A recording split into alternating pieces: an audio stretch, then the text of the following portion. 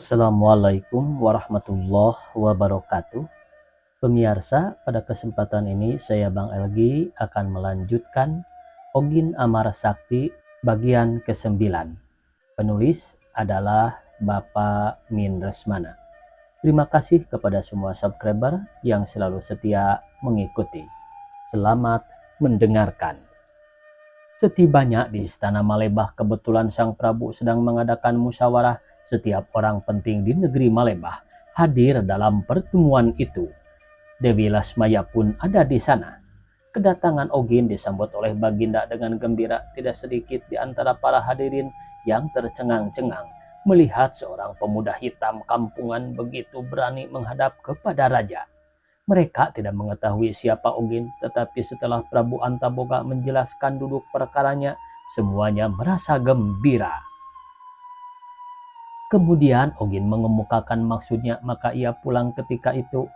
Dengan terus terang ia berkata bahwa ia berniat memperistri Dewi Bidayasari yang sekarang dilarikan orang.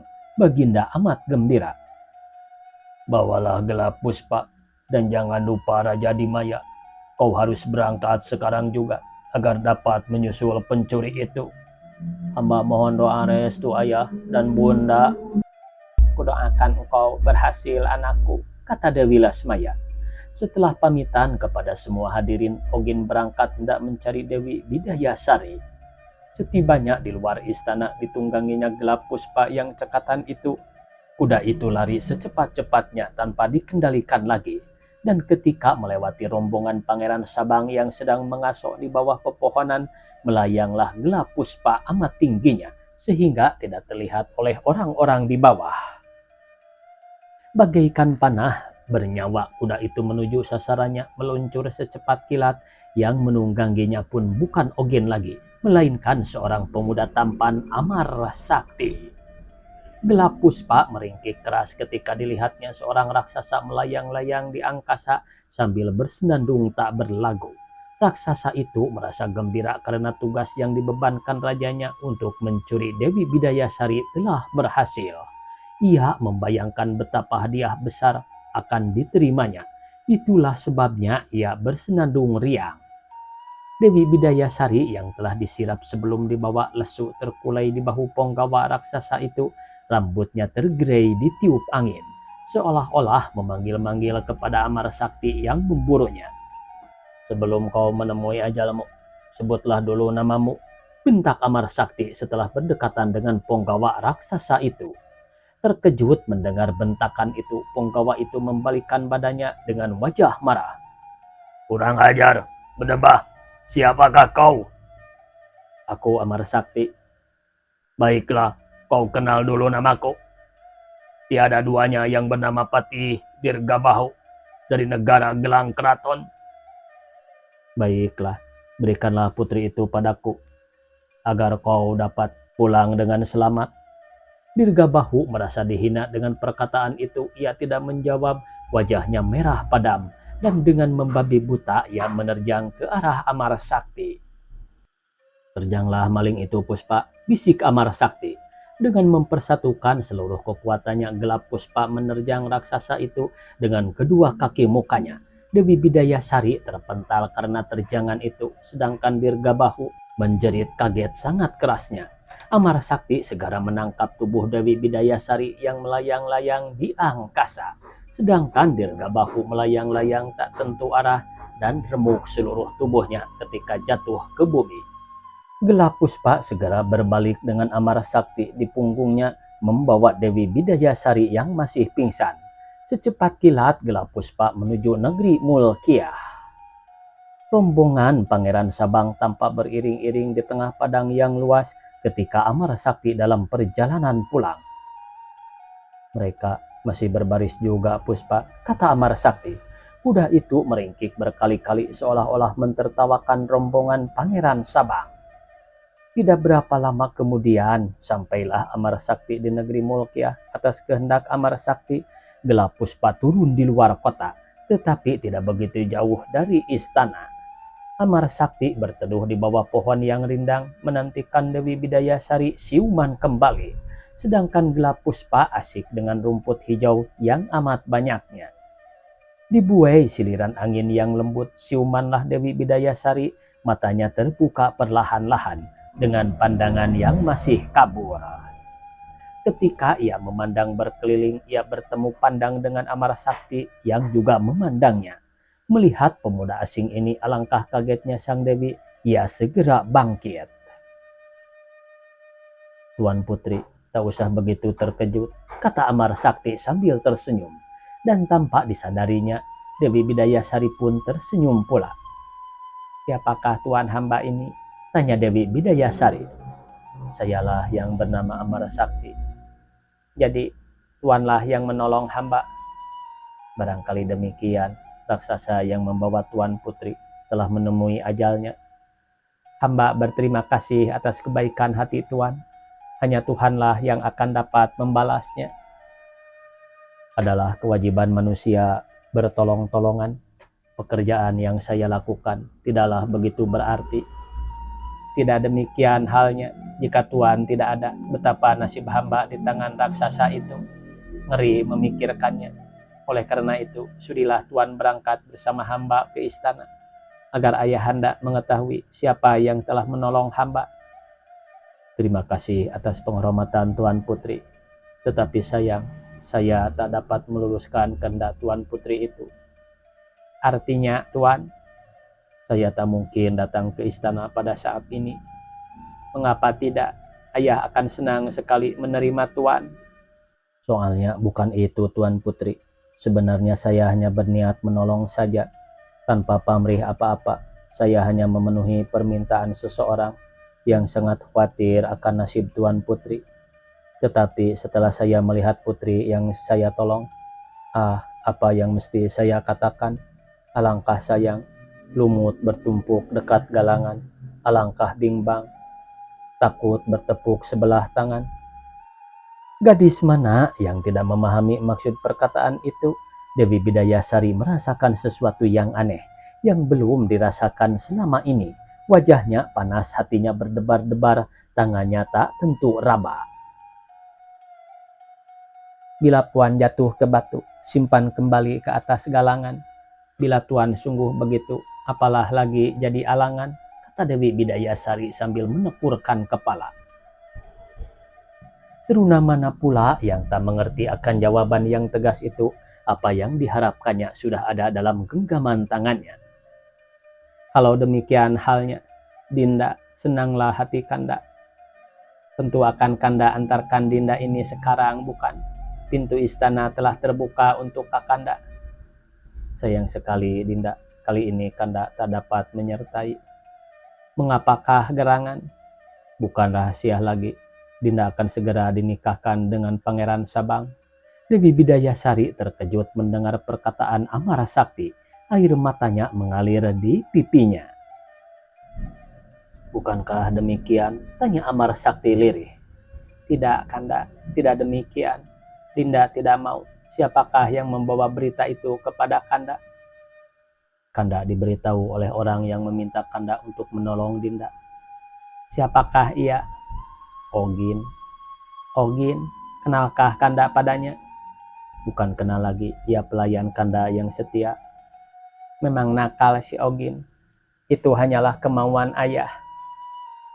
Tapi dengan demikian Kanda tak dapat berbuat apa-apa lagi. Padahal sudah lama Kanda melamar Dinda. Melamar? Kapankah gerangan? Kanda telah menyuruh Ogin untuk memberikan bunga istimewa dari Taman Sidakarya. Itu telah Dinda terima. Tapi Ogin tidak mengatakan bahwa bunga itu tanda lamaran dari seseorang. Barangkali dia lupa. Biarlah, sekarang segeralah Dinda pulang. Ayahanda dan Bunda tentu sudah kesal menunggu. Biarlah mereka menunggu. Dinda tak mau pulang bila tidak dengan Kakanda. Itu tidak mungkin. Pulanglah. Istana tidak terlalu jauh dari tempat ini. Dewi Bidayasari malah menangis di haribaan Amarasakti. Hatinya tak tahan menerima cobaan ini. Dan Amarasakti sendiri setelah melihat kesungguhan hati kekasihnya, tak mau ia mengganggunya terus-menerus. Bangunlah, Dik. Ada cara yang baik yang dapat Dinda lakukan, kata Amarasakti dengan mesranya. Bagaimana gerangan? Lekaslah ceritakan. Dinda tak sabar lagi. Bila Dinda telah tiba di istana, katakanlah kepada ayahanda bahwa Dinda suka ditikahkan dengan siapapun, asal orang itu dapat mengabulkan permintaan Dinda. Apakah yang harus Dinda pinta? Dinda harus meminta 3 ekor binatang, yaitu kera, kucing, dan tiung. Ketiga binatang itu harus dapat berbicara. Dewi Bidayasari tanpa agak ragu-ragu. Jangan khawatir, binatang yang demikian hanya ada pada Kakanda. Kalau demikian halnya, sekarang pun Dinda pulang. Kanda Dinda tunggu selekasnya, kata sang Dewi dengan riangnya. Baiklah Dinda, kembalilah, nanti kita berjumpa pula. Dan pulanglah sang Dewi dengan kegembiraan menyesaki dada. Setibanya di istana, kembali orang-orang bertangis-tangisan, kali ini saking gembiranya. Emban-emban semua berurai air mata, begitu pula Dewi Arsawulan. Setelah masing-masing dapat menguasai diri, bertanyalah Baginda dengan penuh rasa gembira. Siapakah yang berhasil menolongmu, anakku? Ia bernama Amar Sakti, ayah. Dialah yang membunuh raksasa jahanam itu. Mana orangnya sekarang? Ayah ingin sekali mengucapkan terima kasih kepada pemuda perkasa itu. Ya, pemuda pemalu, ayah. Telah hamba ajak untuk datang bersama hamba kemari. Ia tidak mau. Ia kembali ke kampungnya. Biarlah, akan ayah suruh orang-orang mencarinya. Ayah ingin merundingkan sesuatu denganmu sekarang, khusus denganmu. Hamba bersedia, ayah. Sampai hari ini sudah terlalu banyak orang yang datang melamarmu, anakku. Ayah takut kalau hal ini akan berakibat jelek jika kau tidak segera menikah. Oleh karena itu, kupilihkan Pangeran Sabang, seorang putra raja besar, tapi kau menolaknya. Ampunilah hamba, ayah. Sebenarnya hamba suka nikah dengan siapapun, asal orang itu dapat memenuhi permintaan hamba. Apakah keinginanmu itu, anakku? Kenapa tidak dari dulu-dulu kau mengajukannya? Beritahukanlah kepada semua pelamar itu, ayah, bahwa hamba mau menikah dengan siapapun yang dapat membawa seekor kera, seekor kucing, dan seekor tiung yang dapat berbicara. Itulah keinginan hamba. Baginda tercengang mendengar permintaan itu, sungguh tak masuk pada akal Baginda. Jangan main-main, anakku. Di mana ada binatang dapat berbicara? Ampun, ayah. Hamba tidak main-main. Memang itulah yang hamba inginkan. Kalau demikian, baiklah, kata Baginda akhirnya. Akan ayah umumkan permintaanmu itu sekarang juga. Pada hari itu juga berangkatlah utusan-utusan yang membawa surat pemberitahuan itu untuk dikirimkan kepada raja-raja yang pernah melamar Dewi Bidayasari. Bermacam-macam tanggapan raja-raja atas surat pemberitahuan itu. Ada yang tertawa, ada yang marah, yang putus asa, dan ada pula yang segera memerintahkan mencari binatang-binatang itu. Bingunglah yang mencari, gelisahlah yang menanti, apalagi Dewi Bidayasari yang menantikan kedatangan pahlawannya. Sebagai penghibur hanyalah si Ogin si jenaka yang tak bosan-bosannya menghibur tuannya yang sedang merana itu. Sibuklah utusan raja-raja yang pernah melamar Dewi Bidayasari mencari binatang yang diminta itu. Sudah beberapa minggu mereka mencari-cari, tetapi sia-sia belaka. Mulailah ada yang bersungut-sungut. Permintaan ini barang mustahil. Ini hanyalah alasan untuk menolak lamaran kita. Lebih baik kita gempur saja negeri Mulkiah. Yang lainnya pun tidak kurang amarahnya, tetapi kemarahan itu hilang lenyap seketika setelah tersiar berita bahwa di desa Wanasari terdapat binatang yang aneh itu. Maka utusan-utusan itu pun berduyun-duyun datang ke desa Wanasari. Sesampainya di sana, ternyata sudah banyak utusan-utusan dari negeri lain dengan maksud yang sama.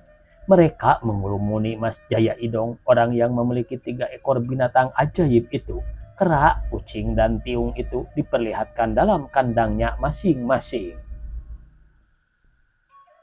Utusan-utusan itu menyanggupi akan membayarnya dengan harga berapapun mereka atas mengatasi sesamanya.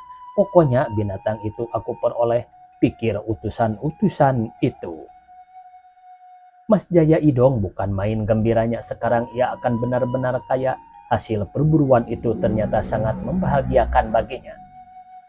Tapi, kata seorang utusan, sebelum kita meributkan soal harga, baiklah dibuktikan dulu. Apakah benar binatang-binatang itu dapat berbicara? Dari tadi saya belum pernah mendengarnya. Masa saya berbohong? Jawab Mas Jaya Idong. Tadi saya bercakap-cakap dengan ketiganya.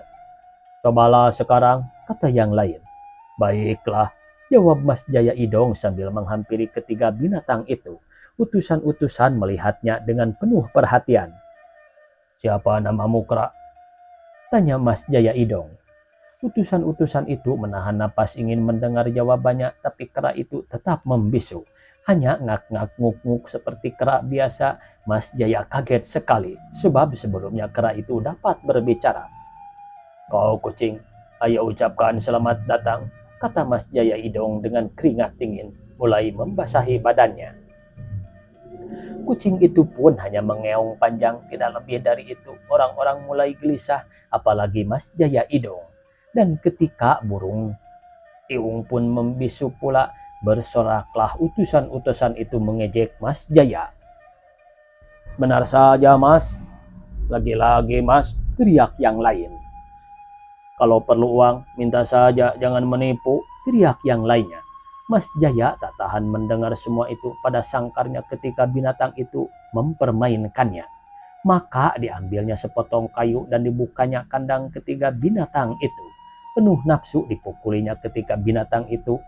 Dan telinganya rindu sekali akan kata ampun dari ketiga binatang itu. Tetapi ketiga binatang itu tidak tinggal diam. Ketiganya menyerang bersama-sama. Kera meloncat ke tengkuk Mas Jaya dan menggigit-gigit sesukanya. Kucing mencakari kaki Mas Jaya hingga berlumuran darah. Dan burung tiung mematuki pipinya hingga luka-luka. Mas Jaya kewalahan, telinganya benar-benar mendengar kata ampun yang keluar dari mulutnya sendiri. Setelah merasa puas menggerayangi Mas Jaya, lalirah ketiga binatang itu ke arah hutan. Karena rasa sakit yang amat sangat ditambah malu karena disoraki orang, Mas Jaya lari ke dalam rumahnya. Setiap pintu dikuncinya dari dalam. Di sana ia menyesali nasibnya, sedangkan utusan-utusan itu serempak meninggalkan tempat itu setelah mencaci maki Mas Jaya habis-habisan. Penduduk negeri Mulkiah menjadi gempar ketika tiga ekor binatang aneh berjalan di jalan raya. Binatang-binatang itu adalah seekor kera, seekor kucing, dan seekor tiung yang ketiga-tiganya didandani dengan pakaian manusia. Hal itu saja tidak begitu mengherankan. Yang sangat mengagetkan orang-orang ialah kenyataan bahwa ketiganya bercakap-cakap sambil berjalan, tak ubahnya tiga orang manusia berjalan bersama. Ketika seseorang memberanikan diri menanyakan tujuan mereka, keralah yang menjawab dengan sopannya. Waktunya habis pemirsa, dicukupkan sekian. Wassalamualaikum warahmatullahi wabarakatuh.